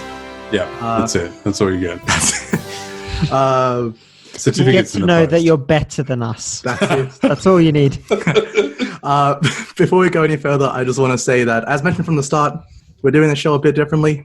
Now, even in a second after this official goodbye, we're going to play a wonderful piece of music, and that will be the end of what you hear on the Spotify stream or this other major podcast platform stream. But if you want to hear more, an extended cut of sorts, find us on our YouTube, where you can find more intoxicated ramblings from after our wonderful music performance. But we'd like to thank Pat for joining us for this. Pat Chicks, thank you so much. It was an amazing time. Thanks for having me. I'm super disappointed I didn't win, and I blame both of you. I believe there is some collusion here. I tried hard to lose. I obviously tried very hard to lose. This was so fun. Thanks so much for listening, and thanks so much for having me, guys. Pat. It was brilliant having you, and that was a brilliant little spiel at the end there. That was wonderful. I think people do need to hear that. Mitch, you got anything to say before we take it out? Yeah, so you can find our YouTube stuff. We're going to upload it there and the extended show. So we've got a Twitter at SUI Podcast, so that's Sierra Uniform India Podcast. There you go. And also Facebook, just at Science Under the Influence. And we'll link our YouTube stuff there as well. So the channel, do you know our YouTube channel name, Henry? Yeah, it is still just Science Under the Influence at this point, I think. Fantastic. Yeah. So you can search us on anything. The podcast itself will finish up in a tick, and we're going to hear from the absolutely wonderful Patrick Hasler with the track One Giant Leap. That's it. Just coming off his new EP, I think. Is that right? That's absolutely it. I think we might do that right now. To end the show, we're going to give a quick shout out to our friend Patrick Hasler. He is an original music composer and producer, an artist from Canberra. He is on Spotify and other major platforms. This song is from his just released EP, Apollo, which was inspired by the NASA Apollo program and their new Artemis mission in the future. The song is called One Giant Leap. On behalf of Science Under the Influence, we have been Pat, Mitch, and Henry, and we will see you guys next month. Bye. Bye. 4 forward, drift into the right level. 30 seconds forward, drift. Contact light. Okay, engine stop. We copy you down, Eagle. Houston, Tranquility Base here. The Eagle has landed.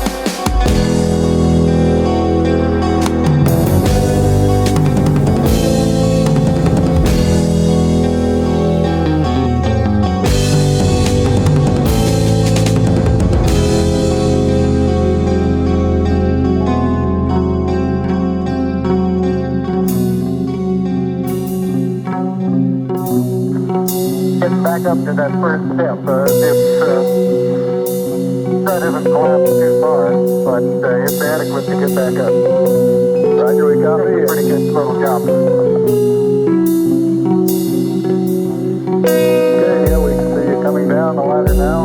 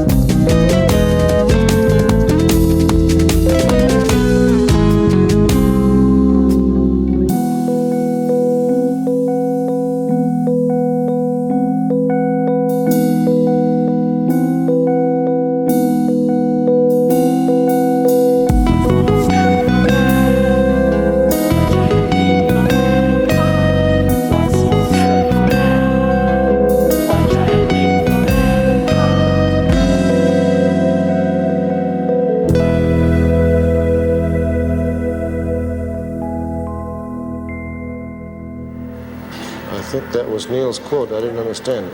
No, one small step for man, but I didn't get the second phrase. Welcome back to the first ever extended cut of the Science on the Influence podcast. Still joined here with my co-host Mitch and Mitch. Wonderful guest. Sorry. And our wonderful guest, I haven't run Patrick. away yet. He's not gone I have yet. not gone. He's got a lot to say. He actually does have a lot Stuck more to here say forever. than either me or Mitch, because here's what has happened. When Mitch and I came up with this idea of an extended set and how we just stop with our first three sections and then do other things, we forgot to tell our guest until this morning. I like how you say we, but that's fine. That's fine. I'll wear some of that. Yeah, so Pat has prepared some things from other sections that we haven't done tonight that we're going to go through now as well. I've also got an extra bit for a different section too, but we'll get to that in a second. Pat, do you want to start us off with the game show formerly known as Wacky Words? Great. So if this is your very first podcast, listen to the rest. But Wacky Words, each contestant has 4 words. I'm the only contestant this time. 3 of which are real and have something to do with science, and one of them is completely made up. And the other 2 people have to guess which is made up. Yeah. So, here are my 3 words. They are 4 words? quasar. Even? 4 words or 3 words? 4 words. 4 words. Yeah, 4 words. No, Quasar. I read the rules. Quasar. Quasar? Hazer. Hey, oh no. Mazer. Hazer? Oh no. Sextractor. What the no. fuck? What was the last one? What the Okay. fuck? So those words are quasar, hazer, mazer, sextractor. Oh. I like how Sex Tract is real. I like how Sex Tractor isn't even like a half rhyme. It just like has the AI at the end, and that's Just- why like that was the comes in punchline. there. Just fucking punch it in at the end. There. Quite literally like a sex tractor. All the rest of them, there's a bit of a thread. But then, here it comes. Here we go. Great. So That's not a tractor noise. Maybe it's a sex tractor noise. Sex Tractor noise. Actually, you must remind me at the end to You must remind me at the end, Mitch, tell you the story about a boy who liked tractors. Oh, not this. No, not again. So I reckon it's Hazer. Mitch I reckon and Hazar's I have heard bullshit. the tractor story at least 20 times. I've heard it. Big too. shout out to my friend David if you're listening. That was for you. So Mitch So- reckons it's You're gonna have to tell it now because the podcast listeners, it's an in-joke and that's shit for radio. So we're gonna have to sit through this fucking non-sex tractor story again. That's fine. Hazar's bullshit. Hazer. Mic drop. Hang on. I'm gonna say it's. I'm not certain about Hazer because I feel like Hazer could be like someone hazing someone else. You know, like your veins look shit. You know, like that kind of stuff. So I'm gonna go with Mazer. Bangs. Okay. Such an it's. I'm gonna go with Mazer. We've got Mazer and Hazer. Those are your options, Pat. Okay. Hazer is the incorrect word. God. Yes. We'll go through them. Quasar. That is an extremely bright, supermassive black hole at the center of a galaxy. It is Henry. one of Obs, the obs. brightest things in the universe. It's super cool. Hazer Wonderful. obviously doesn't exist. A maser is like a laser, but for microwaves. It stands for microwave amplification by simulated emission of radiation. Oh, I got And it cocked. was- I got cocked by the acronym. Oh shit! It's a really, really early version of the laser. And current versions of masers can do more than just microwave stuff. But the really cool thing about the maser is it's also the machine called a maser is also the same process, the same physics that causes the aurora on Earth and on Jupiter and all the other planets. Oh, look at that! That's a reference. That's continuity. Yeah. Let's circle Yeah. back. I like this. And then Sex Tractor, the one everyone actually cares Sex about. tractor. That stands for Sex Tractor. Star Sex Tractor. Yes. Star extractor. Star Extractor. Can you tell Mitch and I have the same mic? Like, It's used in every single, pretty much every astronomer will know of Sex Tractor. All it So does good, is still if good. you give it an image, it will remove all of the stars in the background and leave you with the one object you actually care about. Right, okay. Star Extractor, Sex Tractor. That's cool. Pretty much every That's amazing. astronomer has heard of it before. See, It's because that kind of all over the place. that So you're implies- saying that you could drop the name Sex Tractor at an astronomy conference or an astrophysics conference and everyone would be like, of course, it's a software. That's Well, less insulting, but yes. yeah, fair enough. I love how they could have, because like now that I know it's Star Extractor, I love that they could have gone with like Stex Tractor. Why would you Like, call it nah. that when you had the option to Sex call something Tractor. Sex Tractor? Yeah, so Fucking, the- that's a no-brainer. the official pronunciation is S Extractor. Oh, of course it is. Everyone just Nah. says Sex Tractor. Everyone says Sex Tractor. It's like astronomers. It's the big in joke within astronomy. It's great. Also, Apart from Uranus. Pat mentioned this before. But if you don't know this, here's a fun fact: laser isn't a word; it is an acronym. And that's pretty cool too. Great. Do you know what the acronym Yeah, stands it's for? Light Array Nope. Zah. No? Light no. amplification by simulated emission of radiation. Radiation. And There you laser go. is microwave amplification by simulated emission of radiation. I love that. I love that Lovely. maze is like a hipster version of laser. It is. It was around before it was It's cool. an early, really shitty version of a laser. Oh, it's Just double like J? hipster stuff. It's earlier and worse. But somehow more expensive. You're welcome. Well, it's good to know that, Mitch. You would have been in the positives then if that was part of the actual show. So good for you. Wow. Them's a breaks. Fucking 2020 just keeps delivering. Keeps delivering. Quite literally, delivery drivers are doing a lot of work. They're doing well. Good on them. I'm You guys are so amazing. disappointed that this wasn't part of the official thing because I was so proud of my words. I might just drop it in. I think the world needs to know about Sex Tractor.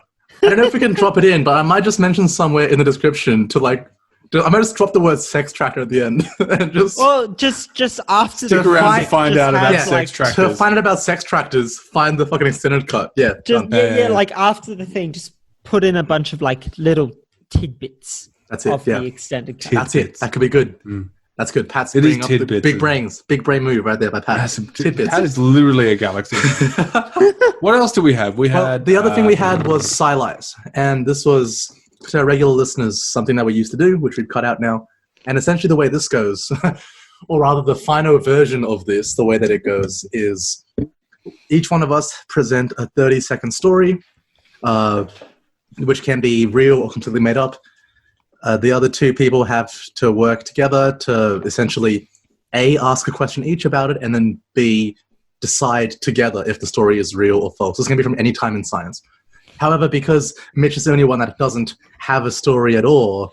I have a story. What? What do you mean you have a story? No, I actually have a story. This is bullshit. You just said you didn't have a story. No, Do you have a story? I can join in. You have a story? You're making us look bad, Mitch. It depends. Look, if you have a story... What's going to be better? If you have a story. Have a story. I've got And a then story. we'll go the way we used to do it. The other two people will ask a question each and decide together if the story is real or false, but it is 30 seconds worth of speech. Pat, do you want to kick us off? Yep, I just have... Oh, sorry, just one more thing. I should probably also say, none of this will go to the actual scoring of the show. This is just post-show shenanigans. With your everyone wants to make sure that he still This is my wins. tangent. This is my issue. It is literally impossible for me to ever get as many points as some of the other guests. So if that was something I cared about, I would be so disappointed. Yeah, that's true. We can say that you're the real winner. You're the people's champion. What about this? Please What about this, don't Pat? give me pity points. Pat, what about Please this? don't Hear give us me out. pity points. Pat, hear me out. I haven't had any pretty points. Hear me out, Pat. In front of Mitch and everyone else who's actually made the effort to go on YouTube and hear this out, you're welcome to join us for next season, and then you can add your points together. And if you have more points than first season people, you can take that. How's that? You can get him. I feel like if I agree to that, it sounds like I'm really a tryhard. No. It just Yes, means I will agree to that. You got second. I mean, you 100%. didn't lock him in. You weren't in the Alan Davies spot, but yeah, you definitely. First guest. Ladies and gentlemen, our Alright, so first guest guest for first. season 2 is going to be Pat. Now it's going to be our friend Adrian, but then second guest. No, you were great, Pat. You were fantastic. So Sci-Lies, let's keep it up. Sci-Lies. Pat, give us 30 seconds worth of conversation, or just Guys. one-sided words. I don't know if my thing is 30 seconds. It's probably shorter. That's okay. That's fine. Max 30 seconds. In the early 1960s, a computer scientist named Donald Mitchie created one of the first instances of machine learning by getting 304 matchboxes to learn how to play tic-tac-toe well enough to never lose. Matchboxes. What does he mean by matchboxes, Mitch? Because matchboxes are inanimate.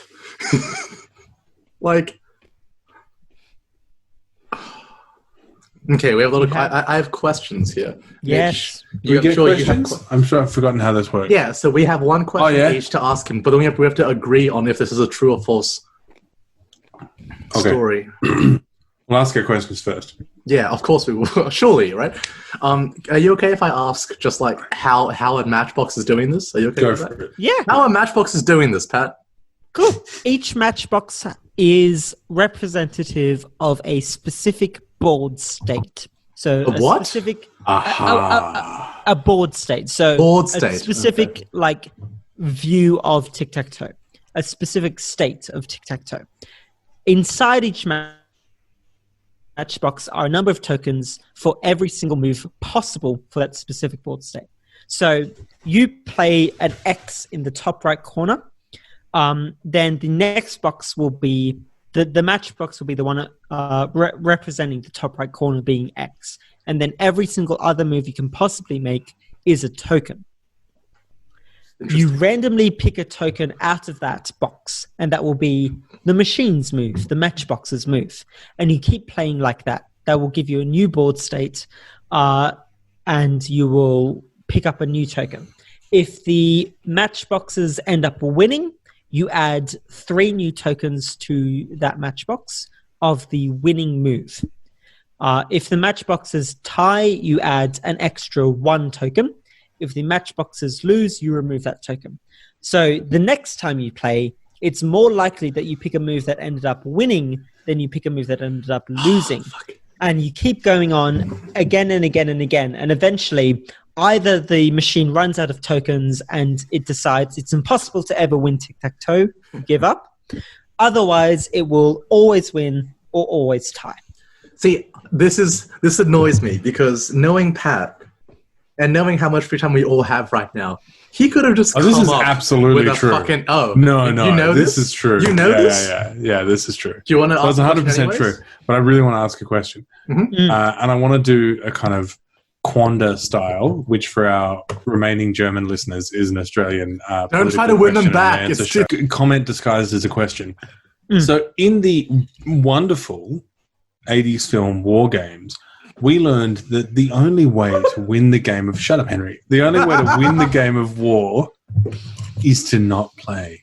Okay. So did the matchboxes reveal... Insert the rest of the sentence. That the only way to win tic-tac-toe was to actually not play at all. So, I don't know if this was... I don't know if this was figured out by the 1960s, but at least today it's known that the best you can do against a perfect player is tie tic-tac-toe. The only way you can ever win tic-tac-toe is by losing. So I don't know if that was figured out by the 1960s, but I do know that today we know the only way to ever win tic-tac-toe is if your opponent... Tactic-toe. Tactic-toe. Yeah, tactic-toe. Tic-tacs are a brand. The only way to ever win tic-tac-toe is if your opponent makes a mistake. Yeah. I don't know if that was known by the 1960s, unfortunately. That's more game theory than this machine. Look, so I feel apologies, I can't really give you much more information. That's okay. If this is a lie, it's the most well-fucking researched lie. I agree. On the show's history. Pat's just like, if this is a lie, Pat's gone. I've got I have been right now. power gaming the entire show. I will say that. Let's say it's true. It's true. Is it true, Pat? Yeah, it's totally true. The machine was called Menace. So relieved. It's the first kind of neural network ever designed. Unbelievable. There's this guy who sometimes goes onto the Number File YouTube channel. I can't remember his specific Matt Wilson? channel. Look, I will send you the link. Yeah. We'll put it in the show notes. Number File. Yeah, good shit. He recreated this machine. It's called Menace, which stands for something, which I'm too drunk to find out. So some kids just burn their fucking house down with matches, but scientists, right, they'll figure out. So the really cool thing is this is one of the very first examples of evolutionary machine learning. The way that evolutionary machine learning works is you give your machine a goal, and if it gets close to achieving that goal, you reward it, and if it gets far from achieving that goal, you punish it.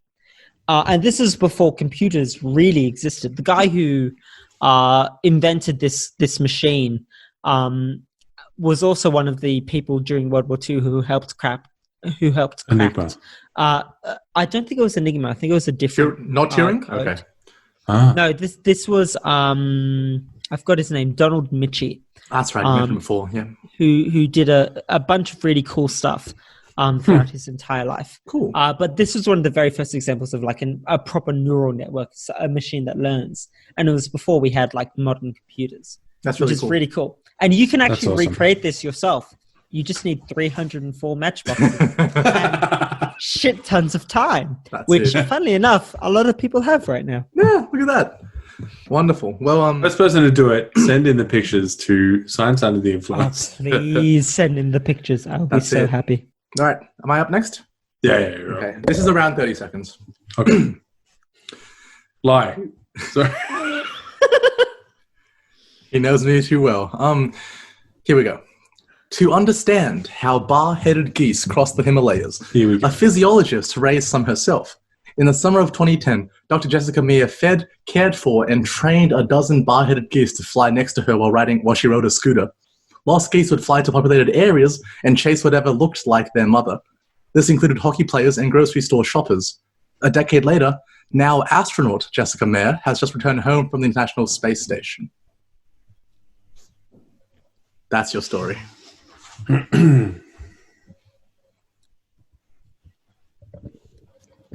You're up, So Pat. my question, which is probably very stupid. How do you go from studying geese to being an astronaut? That's a fucking brilliant question. There's nothing stupid about that. Yeah, okay. So Jessica Meir, like I said, was a physiologist, but she had already coordinated experiments with NASA in the early 2000s to test the human body in space flights because she was always keen on extreme environments and how animals could have coped. In fact, she actually earned her doctorate degree, Dr. Jessica Meir, diving in Antarctica waters, studying emperor penguins and elephant penguins. No, elephant seals. Sorry, not elephant penguins. Those aren't real things. Almost Elephant had you. seals. Almost had you, Henry. Almost had me, yes. Almost had you. But yeah, Elephant penguin. she went up a while back. She was up for a few months, a good 7, I think, months, and she came down a few days ago. What's your question, Mitch? I happen to know a fair bit about bar-headed geese.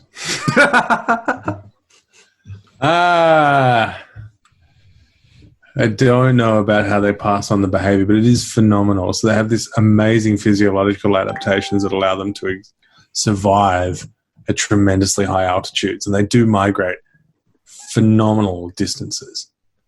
And they're actually an animal that can survive at higher altitudes, I think, than any other. They classify as an extremophile for that reason. They migrate from China to Mongolia, from China and Mongolia to India twice a year. Yeah, 8,000 journey. unbelievable. What's your question, Mitch? So my question, I'm kind of trying to ease it in. So the Jessica Meir touchdown last week, eh? Go on. Why not? Last week. Yeah. Not in the last week, not last week. Interesting. Why Oh, not? in the last week. In the last week. A likely story. So coming from space, what was her thoughts about this whole COVID malarkey? Did she have to go into isolation? What's going on? Great question. It's she is annoyed that she can't even hug anyone after being 7 months away. Big shout out to Dr. Jessica Meir. I reckon this is true. There's too many details. But if you've seen my past shows, That's a lie. This is Da Vinci all over again. Da Vinci all over again. He's done so much research. He's so pleased with himself. I don't know With if his happy Henry is little face. creative enough to come up with a goose scientist to go into Well, he's space. cunning. He's cunning. He's cunning. I- They would have left the reckon- astronauts up there. If she was in the ISS, they would have been like, you know what, it's a bit shit. Just stay up for a bit. No, because they have a limited amount of resources in the ISS. Like if you have someone staying there for too long, you get issues of like food and stuff like that. Run out of shower. I reckon gel. this is true. Split decision. But we have to But reach you cons- have to decide. we You have got to to create reach a consensus. which is a bit of a thing. So, okay. I buy that. That's fair. Where was my skepticism born, apart from Henry being It was that... He answered my goose question very well. He did answer your goose question. I don't know whether geese would follow somebody in the same way that they would follow their mother. I mean, I've never asked. It's probably impolite. But Have you not read The Ugly Duckling? I don't know what that has to do with anything in this. No, book. well, I mean, the duckling was a swan, so they're all birds. It's a I suppose story that's that related it's a story to that all has birds. something to do with birds. That's all I have. It's good. It's a hell of a thing, you know, going from amateur cyclist, ornithologist, and mountain enthusiast to astronaut as well. Wait. Did Henry ever mention her nationality? Oh. We're out of questions, aren't we? You're out of questions. Yeah, we're out of questions. Bugger. Because if she's not American, then she's not an astronaut. She's something else. Hey. Be a cosmonaut, right? Yeah. There is an Irish name.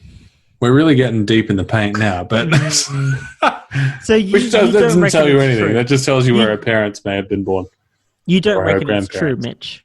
I don't. Correct? I don't. Okay. Yeah, I will follow with your lead. I will say it's not true because I don't remember Henry mentioning her nationality, and if she was an astronaut, then she would be American, and I don't remember him mentioning that she was American. Is that your final answer? I reckon it's false. Yeah, it's fine. It's false. Let's go. Let's go. Pat, you should never trust what Mitch says. You had it to begin with. That was right. Dr. Jessica Mayer was born in Maine, United States. Holy moly. Let me go into this a bit further because this was such a cool story. It's such a feel-good story. They need to do a movie of this. As Mitch mentioned, the bar-headed geese, they migrate a lot. They fucking cop that shit. 8,000 K from China to India, go through the Himalayas. So scientists had fitted geese with GPS, and they found out they reached altitudes, or these geese even, of like 7,000 meters. And they were like, all right, they've got larger lungs, they take deeper breaths, they've got adaptations for basically everything in their body. But there hadn't been until this point proper like testing in any other sense, right? Like they tested geese just resting, they tested geese kind of just like, walking on a treadmill, not the same. So Dr. Mayer was like, all right, raising the geese myself, excuse me, she essentially grabbed these dozen geese eggs and the geese saw her first. They were like, all right, that's my mother. And then she just did stuff. She rode around in her scooter. The geese would literally fly next to her for a while. And then eventually they reached a point where they moved this whole thing to a testing facility. They went to the University of British Columbia and they put the geese because the University of British Columbia, they have this suitable wind tunnel. They put an assistant put the geese into this airstream. They pumped nitrogen over their beak in a mask, and then they just let them fly. Now, only 7 of the geese ended up actually cooperating because fair enough, right? Like you might think that's your mum, but you've just been thrown to this weird spot and you're being asked to fly now. Sure. But even from that data, they found that the geese actually, they compensate their lack of oxygen by conservation through slowing their metabolism rather than speeding it up. And they can actually fly through severe oxygen deprivation because of it. And then literally just a few months, I think, or maybe, I think a few months after the experiment was done, she went into space. And I don't know if any of you have seen this. I don't know if people who are listening have seen this, but John Krasinski, who was Jim in The Office, has started a series on YouTube called Some Good News, and it's blown up. It's been really good. They actually got some people from the ISS reporting as well, and she was one of them. And that was a week before she came back down. She touched down a few days ago. All right, so to close this out, what a show it's been. It's been good. It's been great. What a time. Podcasting in the time of Corona. That's it. It's like love in the time of cholera, except not a book. So, to close this out tonight, we've got our wonderful guest, Pat, who's going to share with us some home truths from the fronts of astronomy. Some general thoughts. Yeah, those cute little videos that you might get pop up on your timeline every now and then saying, this is the music of the spheres. Tell us more, Pat. This is what ice would sound like if it was happy. What do you think, Pat? Take it away. Cool. So, I'm going to completely take over this podcast and get you guys to guess what this sound actually is. This is something I made, so it's entirely likely you haven't heard it before. But the sound of science. We're back. All right. Try and take a guess as to what this is.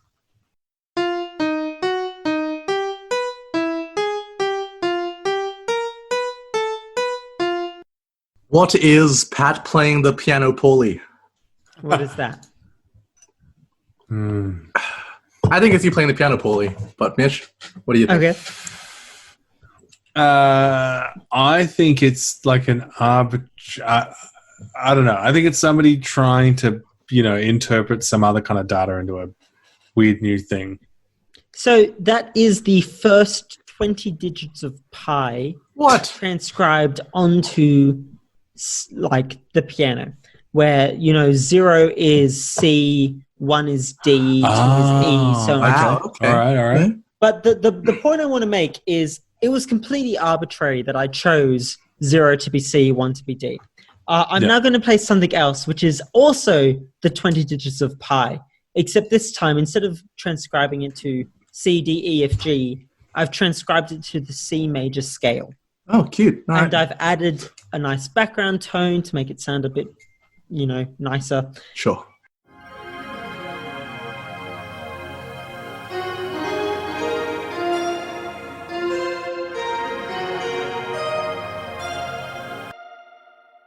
Oh, circumference. That's good shit. Yeah, so That's Yeah, good it's shit. good. It's not bad. Yeah. during our Sound of Science, we had me showing Jupiter, the sound of Jupiter, which was arbitrarily slowed down by 60 times, and Gotcha. Henry showing the sound of wind blowing over some ice, which was sped up by That's it. 1,200 times. Did it. The point I want to make is that it was completely arbitrary decisions. You will often see people posting videos like the sound of climate change, where people play violins following data produced by like the average temperature of the globe or something along the line. Yeah. And whenever you see something like that, you have to be aware that it is completely arbitrary how that music was produced. They decided that this data would correspond to the specific scale or the specific timing or anything like that. I'm going to be honest here. Most of this rant is based off a video by a fantastic YouTuber known as Tentacruel. I'll give the link to Henry and Mitch so that you guys can see it later. But there's so much arbitrary choices in turning scientific data into something that can be heard, and not only heard, but heard in some enjoyable way. Western music has a very specific set of instructions to make something sound good. You can put it in a major scale if you want something to sound happy, put it in a minor scale if you want something to sound sad. If you try to speed it up or slow it down, the specific amount you speed it up or slow it down by will change how people react to it. The instruments you choose to play, it's the tempo, the sound, everything is super, super arbitrary. And it's perfectly fine to say this is some kind of artistic endeavor, or it's just like a different way of representing the data.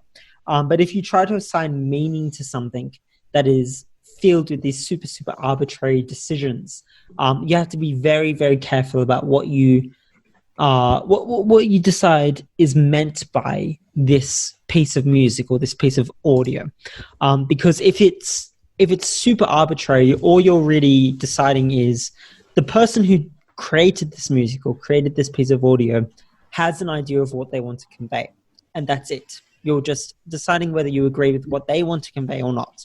There's nothing inherent in the data that transcribes to music or transcribes to audio. There's so many arbitrary decisions. There's how long a note is held, what key that note is in, and so on and so forth. So pi can sound like a bunch of random notes that sound kind of creepy and weird, or it can sound like something super, mystical and positive. You can make it sound sad. You can make it sound happy. And that's just super arbitrary, which is kind of the whole point of this rant, is whenever you see someone giving some scientific data, which has been turned into audio, turned into music, just be a little bit more careful when you look at it and try to figure out the decisions that were made in creating this music. Yeah, no, I like that. Super fair enough. pedantic, super No. pedantic rants, but that's what the show is for. No, it's really awesome because at this point, you've like set this precedent that every guest has to come in with something they're pissed about. And it's good. We can call it Pat's Pissed Corner. Pat's Pissed Corner. I'm so glad I've made a mark. Yeah. But no, that's for sure. It's really awesome because it's true. It's like almost science's version of like clickbaiting, you know? Yeah. Being like, oh, this sounds cool, but it only sounds cool not organically, man-made. Like organically, it sounds really fucking boring. But Jupiter sounds great with this one cool trick. Astronomers hate it. Yeah, exactly. Right. So if you actually go into the comments of that Jupiter video that I used, you see lots of people saying things like, it sounds like a dial-up modem, or Gino invented the internet, or what I hear is in the midst of my nightmares. Just take me, Cthulhu. Which are just people like assigning... Pat wrote that one. People assigning meaning to something which was sped up 60 times instead of 65 times or 55 times or any number in between. Some scientists decided that 60 times sounded better than anything else. And then people will hear that and decide that it has some mystical meaning within the universe. I sound super pedantic and super, angry at the world. I think it's fantastic because there are music is a really good way of sharing science. It's really, really good, but you just have to be cognizant that there is arbitrary decisions made in there, and there's nothing special about the music made. That's it. You could do the exact same effect by just generating a bunch of random numbers and getting something. That's it. A call for caution and to always look further than just the surface when it comes to science. Yeah. Don't just read the headlines like we did for this podcast. Don't do that. That's it. Thanks for that, Pat. And there we go. Look at that. Our first extended cut done. Yep. Feels like we just finished a regular show, but I'm sure we'll get used to that. And done at a safe social distance. That's absolutely it. We want to thank Pat again, this time properly. Patrick, thank you so much for joining us. Hope you had a great time. Thanks for giving me a chance to get super drunk. That's all I ever wanted. I mean, I'm sure COVID's given you that already, but we're happy to just push it further, just really this is more socially acceptable than just getting drunk in my pajamas. That's absolutely true. It is socially acceptable. You heard how Sean Connery likes to start his day. He gets up and he has a great big breakfast, and then he has a big shit on his chauffeur. But no, Pat, we want to thank you for being just so adaptable to what's happened today. Like we've literally, as we said, we gave you almost no notice for this, but you've created precedent now for the future. Yeah. I think this is going to go really well. So thank you for that. Mitch, anything to say? Yeah, just check out our socials again. So we're on Twitter at SUI Podcast, SUI Podcast. We're on Facebook. Just search for Science Under the Influence. You can find the podcast wherever you find good podcasts, because that one's pretty good. So if you just search for Science Under the Influence in your usual trackers or that kind of thing, and catch us on Facebook too, send some messages there, and we'll be sharing this extended cut. So if you're listening to this, you've already found it. But, there you go. What a paradox. But you can share that extended cut with your mates. That's it. Yeah. Or your friendun for all of our 2 remaining German listeners. Stop. We've lost them all. It's game over. They're all gone. Yeah, I'm sorry. It was a good time. With that said, to take us out, some more original music by a composer and producer, an artist from Canberra. His name is Patrick Hazler. He's on Spotify and other major platforms. He's just released an EP called Apollo, inspired by the NASA Apollo program and the new Artemis mission in the future. The song is called One Small Step. You hear it in a second. Otherwise, for Science Under the Influence, I have been Henry. I've been joined by my co-host Mitch and our wonderful guest Patrick. Thank you so much. Thank you for listening. Thank you. We'll see you guys very soon. There is no relation between me and the composer.